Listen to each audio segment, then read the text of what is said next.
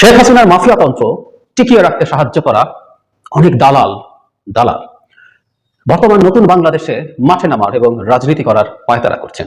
কিছু কিছু মানুষের কাছে রাজনীতি মানেই তো দারুণ ব্যবসা, দারুণ ধান্দা, তাই তারা যে কোনো সময় রাজনীতির নামে ধান্দা করতে ব্যস্ত থাকবেন, এটি স্বাভাবিক। যারা মাহিবী চৌধুরী বিকল্পধারা বাংলাদেশের নেতা, তিনি সাম্প্রতিক সময় 2-3 দিন আগে একটা সংবাদ সম্মেলনে ভুল স্বীকার করেছেন। ইসলামী ব্যাংক নিয়ে নতুন একটি বিতর্ক শুরু হয়েছে, আর এই বিতর্কটি মূলত রাজনৈতিক এই কারণে যে রুহুল কবির রিজভী বলেছেন যে ব্যাংকটি দখল করেছে জামাত ইসলামী। তিনি মোটামুটি ভাবে জামাত ইসলামকে ইঙ্গিত করে এবং ইসলামী ব্যাংকের নাম উল্লেখ না করলেও বলেছেন যে ইসলামী ব্যাংক দখল হয়ে গেছে। কারা দখল করেছে সবাই জানে, অর্থাৎ জামাত ইসলামীকে ইঙ্গিত করেই রুহুল কবির রিজভী এই কথা বলেন। যে জামাত কি তাহলে মুখোশ পরিহিত? দিনরাত আওয়ামী লীগ সম্পর্কে যে ধরনের বক্তব্য দিচ্ছে, শেখ হাসিনা ইস্যুতে যে ধরনের বক্তব্য দিচ্ছে, তলে তলে কি তারা এগুলা করতেছে? ভাই, তারা কি সবসময় এরকম পোশাক আশাক পরে হাঁটে? আর যদি নাই হয় তাহলে রিজভী সাহেব যে বক্তব্য দিয়েছেন সেটার জন্য কি তিনি ক্ষমা চাইবেন? তিনি তো জামাতকে পুরো নাঙ্গা করে দিচ্ছেন তিনি যেভাবে বলছেন তার মতো লোকের জায়গা থেকে। আসুন দেখি মূল ঘটনাটা কি। বাংলাদেশের সবচেয়ে শক্তিশালী ব্যাংক ছিল ইসলামী ব্যাংক বাংলাদেশ লিমিটেড। সৌভাগ্যক্রমে এই ব্যাংকের 6টি বছর বোর্ড অফ ডিরেক্টরসে আমার বসার সুযোগ হয়েছে। আমি ব্যাংককে দেখেছি, তখন ব্যাংকের ছিল সোনালী যুগ। এরপরে এই ব্যাংকে ডাকাত পড়লো বিগত সরকারের উস্কানিতে, ষড়যন্ত্র। ডাকাত পড়ে ব্যাংকটা ডাকাতি করে নিয়ে গেল, ছিনতাই করে নিয়ে গেল। আমরা হাহাকার করলাম, চিৎকার দিলাম যে এই ব্যাংক নির্দিষ্ট কোনো দলের নয়, গোষ্ঠীর নয়, মানুষের নয়, বাংলাদেশের মানুষের এই ব্যাংক। আসসালামু আলাইকুম ওয়া রাহমাতুল্লাহি ওয়া বারাকাতুহু। প্রিয় দর্শক, আপনারা সবাই কেমন আছেন? আশা করি অনেক ভালো আছেন এবং সুস্থ আছেন। যারা দেশ এবং দেশের বাইরে থেকে ভিডিওটি প্লে করছেন তাদেরকে অসংখ্য ধন্যবাদ। আজকে আপনাদের মাঝে নতুন একটা ভিডিও নিয়ে আসছি। আমাদের ইসলামী ব্যাংক জামাত ইসলামের কোলে গেছে, এটা আর কি জামাত ইসলামের আমির বলছে। আর বিএনপি এই বিষয়ে অনেক মন্তব্য করছে।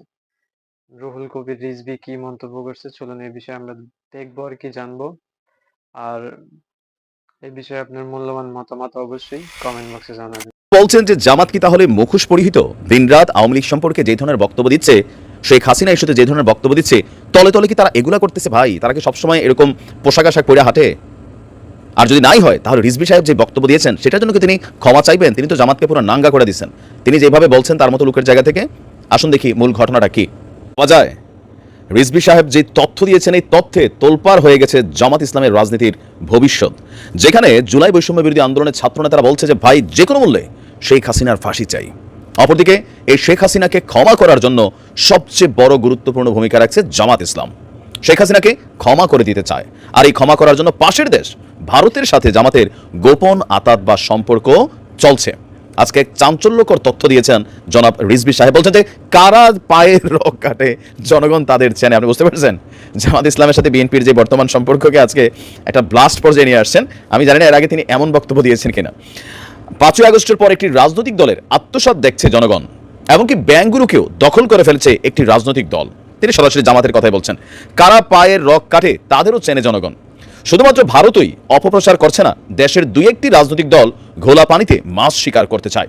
বিএনপির শীর্ষ নেতা বলছেন, ইসলাম নিয়ে রাজনীতি করেন, ইসলাম মানে তো বারবার মুনাফিকি করা নয়।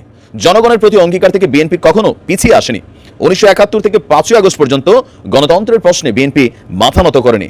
আপনারা জানেন শেখ হাসিনা প্রতিটি গুমের খুনের দোসর পার্শ্ববর্তী দেশ ভারত। সেই ভারতের সঙ্গে সম্পর্ক রাখতে শেখ হাসিনাকে ক্ষমা করতে চায় বাংলাদেশ জামাত ইসলামী। আর এই বক্তব্যগুলো আরও আছে। তিনি যে বক্তব্যগুলো দিয়েছেন, এটা হচ্ছে আপনার জাতীয়তাবাদী রিক্সা ভ্যান অটো শ্রমিক দলের উদ্যোগে একটা প্রোগ্রাম ছিল রাজধানীর শেরেবাংলা নগরে। বিএনপির প্রতিষ্ঠাতা জিয়াউর রহমানের ওনার মাঝারে শ্রদ্ধা জানিয়ে তিনি গণমাধ্যমের মুখোমুখি এই কথাগুলো বলছেন। এছাড়া বলছেন, গত 5ই আগস্টের আগে ব্যাংক লুট করেছে আওয়ামী লীগ, আর 5ই আগস্টের পর ব্যাংক দখলে অংশ নিয়েছে একটি ইসলামিক রাজনৈতিক দল। শেখ হাসিনার আমলে যারা ব্যাংক লুট এবং ব্যাংক আত্মসাৎ করেছে, 5ই আগস্টের পরে কি আমরা ব্যাংক আত্মসাৎ করতে দেখিনি? আমরা তো দেখেছি ইসলামী ব্যাংকগুলো কিভাবে গ্রাস করে নিল একটি দলের অনুসারীরা। তো তিনি যখন এই বক্তব্য দিচ্ছিলেন, সেখানে বিএনপির আরো অনেক কেন্দ্রীয় নেতারা উপস্থিত ছিল। আর রিজভী সাহেবের এমন বক্তব্যের পর জামাতের নেতা কর্মীরা তো ভাই অস্থির ওইলান একটা অবস্থানে চলে গেছে। এখন আসেন যে রিজভী সাহেবের বক্তব্যের একটা অংশ যেটা খুবই গুরুত্বপূর্ণ, যে ভারতের সাথে কি জামাত সম্পর্ক স্থাপন করতে চায়? হ্যাঁ, চায়। ভারত সরকার কর্তৃক এটা একটা আপনার নিউজ ছিল। আমরা দেখেছি যে শেখ হাসিনা সরকারের পতনের পরপর জামাত ভারতের সাথে ভালো সম্পর্ক তৈরির চেষ্টা চালিয়েছে। আর ভারত সেখানে জামাতের ব্যাপারে কিন্তু আগ্রহ প্রকাশ করেনি, কারণ ভারত মনে করে জামাত একটা মৌলবাদী দল, আর এরা রাষ্ট্র ক্ষমতায় আসলে কোথাও না কোথাও ভারতের যে সার্বভৌমত্ব, স্থিতিশীলতা, এগুলো নষ্ট হবে। যার কারণে বিএনপির সাথে ভারত সুসম্পর্কে বিশ্বাসী থাকলেও জামাতের বেলায় কিন্তু ভারতের অবস্থানটা বরাবরই বিকল্প। আবার শেখ হাসিনা ইস্যুতে বা আওয়ামী লীগ নিষিদ্ধের ইস্যুতেও জামাত ইসলামের যে ভূমিকা সেটাও কিন্তু ধরেন আওয়ামী লীগের হাতে জামাত কিন্তু মোটামুটি অস্তিত্ব সংকটে পড়ে গিয়েছিল, ক্ষমতা ছাড়ার ঠিক আগ মুহূর্তেও জামাতকে কিন্তু নিষেধ করে গেছিল। এখন পর্যন্ত আপনি দেখবেন আওয়ামী লীগের নেতাকর্মীরা বা শেখ হাসিনার যে ফোনালাপগুলা বা বিভিন্ন বক্তব্য আসে সেখানে জামাতের প্রতি কি পরিমাণ গোসা ক্ষোভ জিদ এগুলো কিন্তু প্রকাশিত হয়। এখন ক্ষমতাকে ব্যালেন্স করতে গেলে ভারতের সাথে সুসম্পর্ক রাখা খুবই জরুরি, এটা বাস্তবতা। আমরা যারা আমজনতা আছি, খাইয়া লাফাই না খাইয়াও লাফাই, তারা ভাবি একরকম, কিন্তু যারা দেশ পরিচালনা করেন তাদের হিসাবটা কিন্তু আলাদা। তবে বিএনপির সকল নেতাদের অবস্থান কি ভারতের ব্যাপারে এমন না। রিজভী সাহেব বরাবরই ভারতের ব্যাপারে খুবই হাইপার আছেন।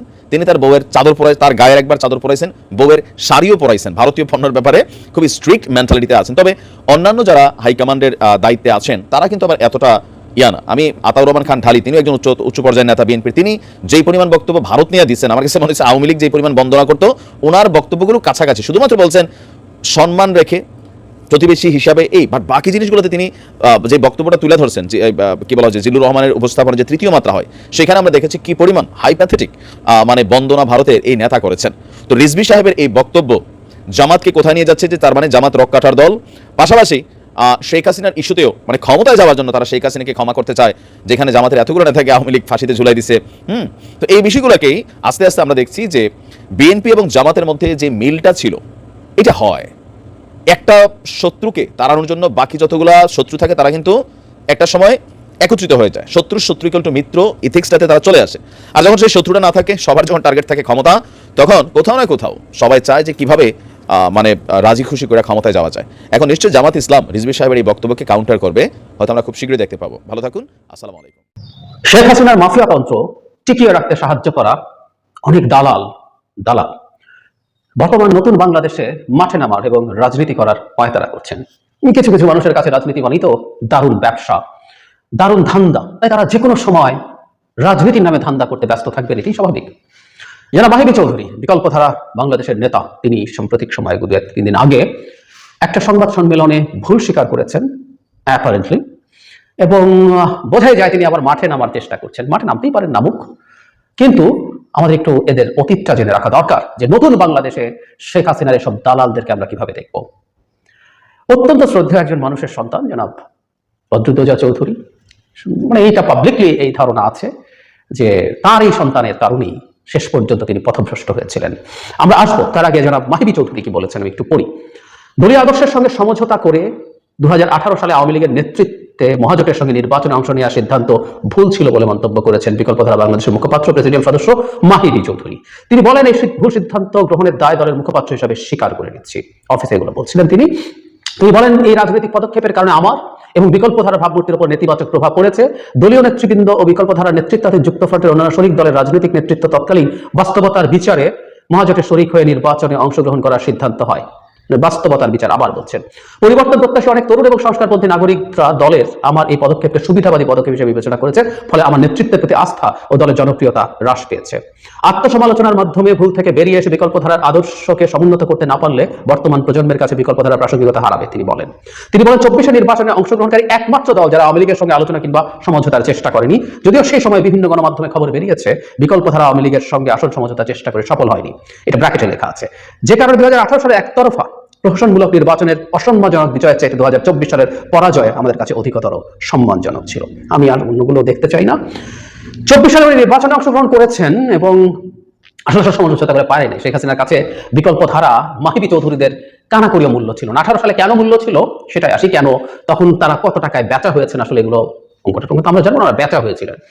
আমার স্পষ্ট মনে পড়ে একটা টিভি টক শোতে জানাব মাহিবী চৌধুরী আমার সাথে টক কানেক্টেড ছিলেন, এবং তখন জামায়াত নির্বাচনে যাচ্ছে, জামাত আমরা জানি 2018 সালে ধানের শীষে তার যেহেতু প্রতীক ছিল না, নির্বাচনে যাচ্ছিল, এই অজুহাত দেখিয়ে তিনি আওয়ামী লীগের লোকজনের সাথে যুক্ত হয়ে তিনি একসময় প্রাথমিকভাবে ঐক্যফ্রন্ট হওয়ার আগে একটা যুক্তফ্রন্ট তৈরি হয়েছিল, নাগরিক ঐক্য জেএসডি এবং বিকল্পধারা বাংলাদেশ একত্রে ছিল, সেটা সাথে সাথে আরো বড় হয়। এর মধ্যে আরেক দালাল আমরা বলবো পরবর্তীতে, ইনফ্যাক্ট তার দালালি দেখেছি, তিনি আবার 18-তে দালালি করেননি, সেটা হচ্ছে জনাব কাদের সিদ্দিকী, তার কৃষক শ্রমিক জনতা দল, গণফোরাম সবাই একত্র হয়, হয়ে পরে বিএনপির সাথে ঐক্যফ্রন্ট হয়, এবং শেষ পর্যন্ত ঐক্যফ্রন্টে আর যান না বিকল্পধারা বাংলাদেশ। জনাব মাহিবী চৌধুরী ব্যাপারটা নেতৃত্ব দিয়েছিলেন। কিছুটা প্রবলেম বা ভুল বোঝাবুঝি একদিন হয়েছিল, আমি এই ঘটনাগুলো সাক্ষী আছে, আমি একদিন বলবো। কিন্তু পরবর্তীতে তারা এটাকে ব্যাখ্যা করেছে যে বাংলাদেশে এখন এই পয়েন্টে পোলারাইজেশনের পরিস্থিতি তৈরি হয়েছে, যেটা তিনি আবার এখানে বলার চেষ্টা করেছে। সুতরাং তাকে একটা অবস্থান নিতে হবে এবং সেটা স্বাধীনতা, সোকল স্বাধীনতা, চেতনা এবং স্বাধীনতার পক্ষে। আওয়ামী লীগকে যদি স্বাধীনতার চেতনার পক্ষের কেউ মনে করা হয়, মাহিবী চৌধুরী যদি মনে করেন, ওনার চাইতে বড় স্টুপিড আর কেউ নেই।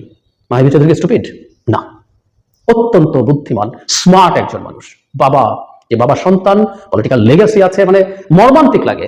তার দাদা কত সেই সময় থেকে তারা রাজনীতিতে সম্ভ্রান্ত পরিবার, রাজনীতি করা পরিবার। তার বাবা, আমি যদি ভুল না করে থাকি, তার দাদা প্রাদেশিক পরিষদের সদস্য ছিলেন।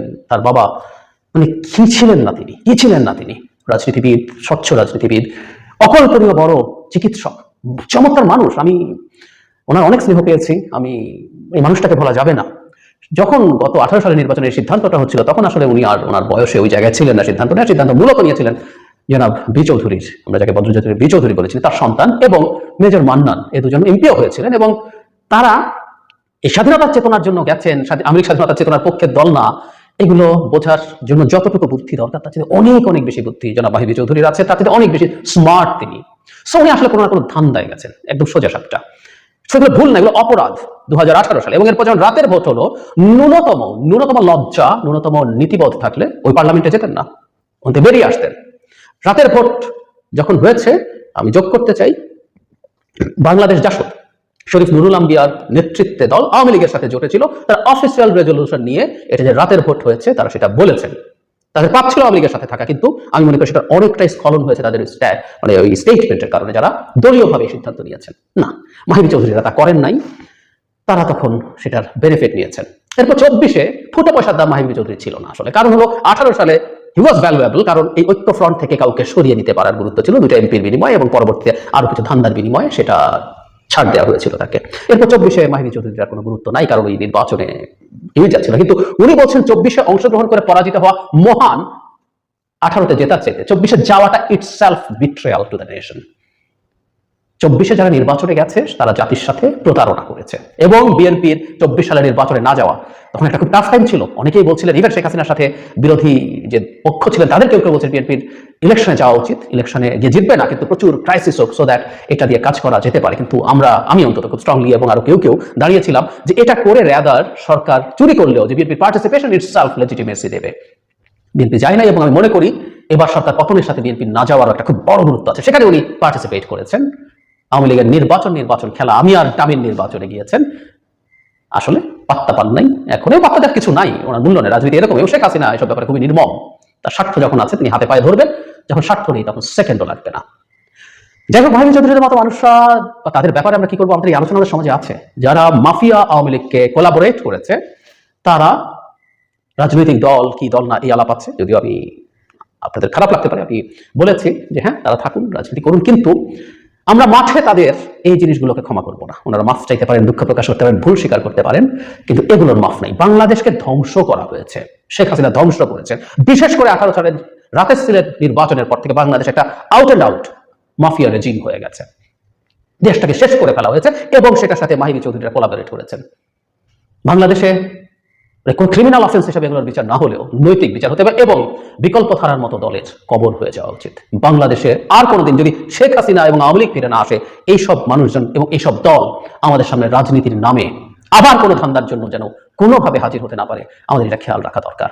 আমরা এই জুলাই অগাস্ট অভ্যুত্থান এবং শেখ হাসিনাকে পতন ঘটানোর পর আমাদের বেশ কিছু জায়গায় মতের প্রশ্ন আছে, আমাদের অনেক রকম আলোচনা সমালোচনা আমরা করছি, আমরা পরস্পরের সাথে বিতর্ক করছি, কিন্তু কিছু মৌলিক জায়গায় আমরা যেন ঐক্যমত্য পোষণ করি। হয়তো নিষিদ্ধ করে দেওয়া উচিত কি উচিত না নিয়ে কথাবার্তা হতে পারে, কিন্তু এই ব্যাপারে আমাদের যাতে দ্বিমত কোনোভাবেই না হয়। এইসব মানুষ যারা আবার নতুন করে মাঠে নামছে, তাদের সিদ্দিকী বিরাট সমালোচনা করছেন, অথচ ওনার শেখ হাসিনা তার বোনের জন্য জীবন দিয়ে দিতে চেয়েছিলেন। আলাদা ভিডিও করেছি, আপনারা একটু সার্চ করে ফেলে দেখতে পারেন কি করেছেন, কি বলেছেন। এরপর বিরাট চোর বলছেন আওয়ামী লীগ সরকারকে। এরা সব মাঠে নামার চেষ্টা করছেন। 18 সালে তিনি ঐক্য ফ্রন্টের সাথে থেকে তার সন্তানের জন্য নমিনেশন নিয়েছিলেন, তিনি সম্ভবত ঋণ খেলাপি, এই কারণে নমিনেশন পান নাই। এরপর গিয়ে আপার সাথে খাতির, মানে ধান্দাবাজি।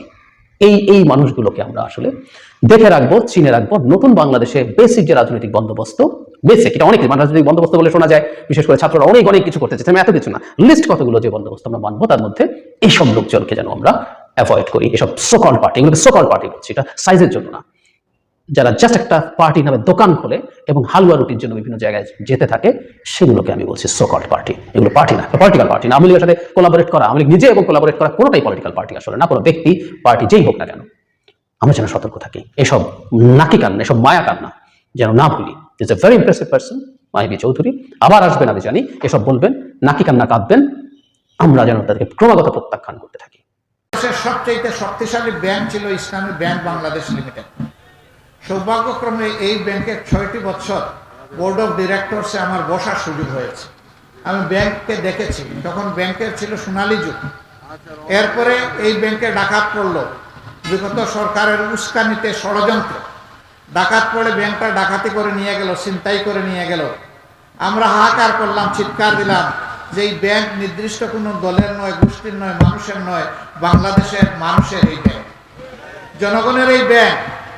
কথা বলুন, কেউ কথা বললো না। ডাকাত একদিন ডাকাতি করে ব্যাংকটা ফুকলা করে ফেললো, একটা সুশব্দ নাই। এখন 5 তারিখের পরিবর্তনের পরে একদর অস্ত্র হাতে নিয়ে সেই ব্যাংক দখল করতে গেল। ব্যাংকের কর্মকর্তা কর্মচারীরা তারা জিজ্ঞেস করলো তোমরা কারা? বললো যে আমরা এখন ব্যাংকের দায়িত্ব নিতে চাই, তোমাদেরকে কে পাঠিয়েছে? তখন আর কোনো জবাব দেয় না। বোঝা গেল যে এরা ডাকাতের বেশে নতুন ডাকাত, আবার সেখানে গেছে ব্যাংক ডাকাতি করে। তারা গুলি ছুড়লো, কয়েকজন লোক আহত হলো। শেষ পর্যন্ত ব্যাংকের সৎ এবং ব্যাংক প্রেমিক দায়িত্বশীল কর্মকর্তা কর্মচারীদের প্রতিনিধিদের মুখে তারা পালিয়ে যেতে বাধ্য হয়েছে। এখন কেউ কেউ বলেন এই ব্যাংক অমুক দল তমুক দল দখল করেছে। ব্যাংক দখল করা হয়নি, ব্যাংক তার মায়ের কুলে ফিরে আসবে ইনশাআল্লাহ। এই ব্যাংককে কুলে নিয়ে যারা বড় করেছিল, এই ব্যাংক তখনই সুস্থ হবে, সবল হবে, গতিশীল হবে। বাংলাদেশের অর্থনীতির চাকাকে এই ব্যাংক সামনের দিকে চালিয়ে নিয়ে যাবে যখন সে তার মায়ের কুলে ফিরে আসবে। প্রিয় দর্শক, পুরো ভিডিও দেখার জন্য আপনাদেরকে অসংখ্য ধন্যবাদ। ভিডিওর মূল বিষয় আপনারা অবশ্যই আপনার ভিডিও দেখে কি বুঝলেন এই বিষয়ে মূল্যবান মতামত অবশ্যই কমেন্ট বক্সে জানাবেন। এরকম নতুন নতুন ভিডিও পেতে আমাদের চ্যানেলটি সাবস্ক্রাইব করে আমাদের সাথে থাকবেন।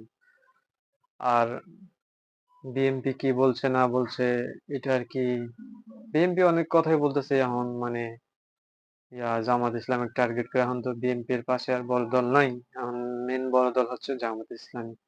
আর কি আমরাও চাই যে সবাই মিলেমিশে থাকি বাংলাদেশে, কারোর সাথে কারো কোনো ঝগড়াঝাটি না হোক, এই কামনা করে আজকে আপনাদের মাঝে বিদায় নিচ্ছি।